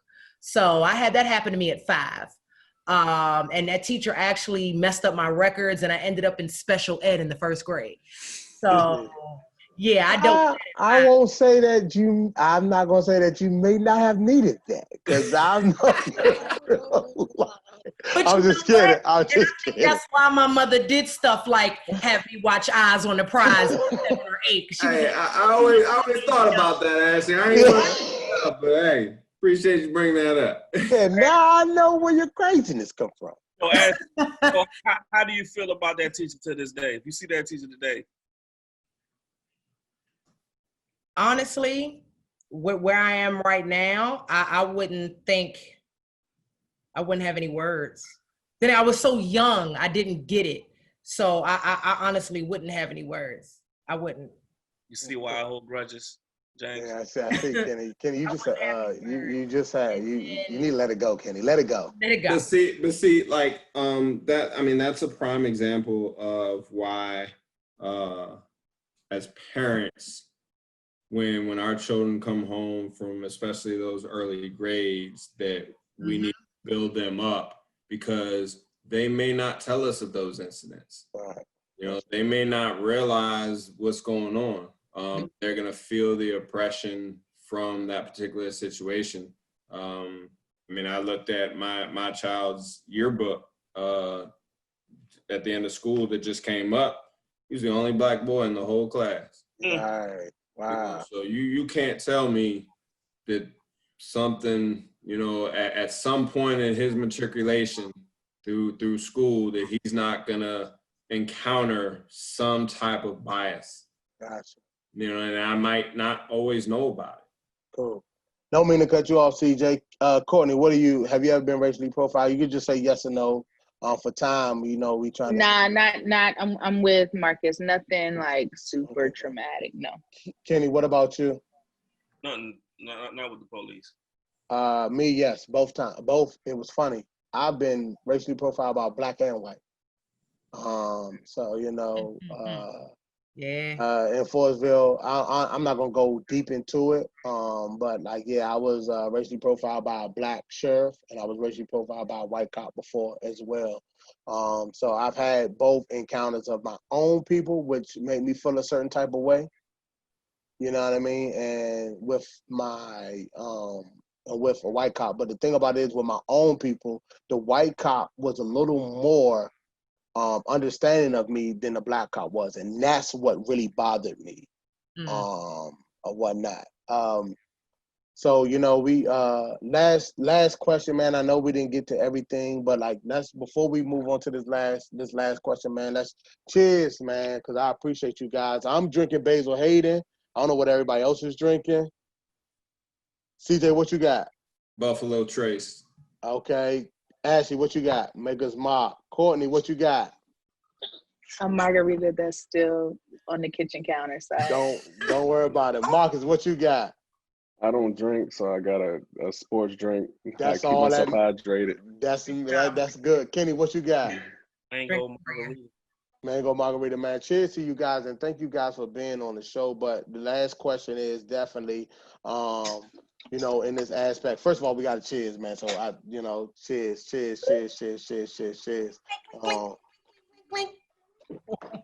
The last question before we let you guys go, is, and we just do it real quick. Just say this person and keep it moving. So for time, Ashley, who would you like to, if it was one person, who would you like to have a bar drinking entree with, and just tell why? So we can move to this real quick, guys. Okay, as of this day and time, it will be my grandfather. My grandfather grew up in these times, actually lost his life during situations like this. So to be able to sit down with him and maybe get some insight of what he would want me to share with my son moving forward, then yeah, that would be great. Dope. Courtney, coming to you, Courtney. Yeah, I'm actually the same. My paternal grandfather, he passed away before I was born, but they say he was like a hustler, and he provided for his family, and just based off like what they described him to be, I feel like a lot of him is in me, and so I think it is. You say you're a hustler. I know. Yeah. CJ, what about you, Chuck? Yeah, I mean, I don't want to, jump on the bandwagon, but definitely my grandfather. He's a bad man. But my grandfather, he's Peruvian, and he came into my life kind of. Y'all make some. Hey, I know this is gonna sound racist. Y'all make some good chicken. I thought you were gonna say pretty babies. So I was just playing, my bad. That's No, you good. So yeah, he came in my life a little late, and we really got along together, and he passed, and we missed a lot of time together. So yeah. Cool. And Marcus, I know you don't drink, but who would you like to have a bar drink, not necessarily an alcoholic drink, but a bar drink and an entree with? I'm gonna step away from the family aspect, and I'm gonna just say I'd probably go with Tupac, just because I know that's who Kenny was gonna say. So I'm gonna steal it from Kenny and say Tupac. And why you say Pop? It's ironic because a lot of his old interviews, I mean, I've seen them all, but a lot of them are resurfacing now, and I've been seeing a lot of things, in regards to Tupac, just all of a sudden popping up. It was actually like the 24th year anniversary of like Hit 'Em Up releasing like the other day, so it's like all this Tupac stuff is like resurfacing. Yeah, so, man. It's kind of like on brand with the times right now, and I knew who Kenny was going to pick, so I wanted to steal that from him to pick somebody else. It's crazy too, because all those interviews are so prophetic. Yeah, for sure. What he was going through personally, and then when I go back and hear like old records he rapped on, like it was one verse on Track where he was rapping about a situation with the police, but it described what happened to George Floyd. Yeah, for sure. Crazy, man. So, man, even though we didn't get to the other questions, the round one, the round two, and final call, man, thank you guys, man. I think this was a great show, man, and I appreciate you guys for, being on the show and talking about, what's going on in the times. Like I said before, I think that if we didn't talk about what was going on, it wouldn't have, it wouldn't have resonated. Like I just think that we had to, like it would be remiss. We would be remiss if we didn't talk about it. I really believe. Yeah, I want to say something in regards to that real quick. Something that I realized this week, because this is the second panel that I've sat on this week, on top of everything that I've been able to express through my social media. That this way of going about these things when they occur, it's kind of therapeutic. Like I went to a protest last week. I'm saying that was my first time ever protesting. I came back from that. I sat on the panel. I did my thing on social media this week. I sat on another panel, and I think it's helped me cope with this particular situation a lot better. So for that reason alone, these are appreciated, because it allows us to vent and just get certain things off our chest. And it's it's in person, so it can't be taken out of context. The context could be felt. You know what I mean? So I think these are important for that reason alone. Thank you guys so much. Like I said, and Marcus, you're right, man. I appreciate that. And man, like me and Kenny, we have a platform that's Black, and to be able to speak on these things with some fellow African Americans or Black people, man, to know where we stand on this, man, it's great to hear you guys.